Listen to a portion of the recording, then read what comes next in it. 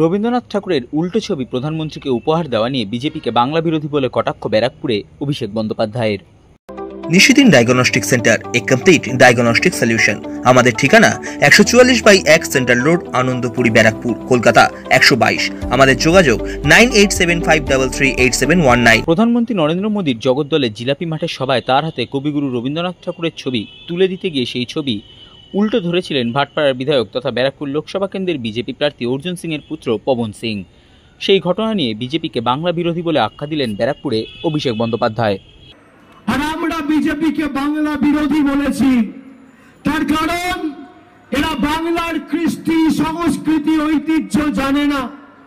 10 দিন আগে দেশের স্বরাষ্ট্রমন্ত্রী অমিত শাহ এসে বাংলায় আমাদের ধমকি দিয়ে গেছিল, বলেছিল সবকো উল্টা করকে লটকা কে সিধা কিয়া যায়গা। আর গত পরশুদিন কি দেখলেন, এই অর্জুন সিং এর ছেলে পবন সিং নরেন্দ্র মোদীর হাতে রবীন্দ্রনাথ ঠাকুরের উল্টো প্রতিকৃতি, উল্টো ছবি রবীন্দ্রনাথ ঠাকুরকেই উল্টো করে ঝুলিয়ে দিয়েছে। এই কারণে বিজেপিকে আমরা বাংলা বিরোধী বলছি।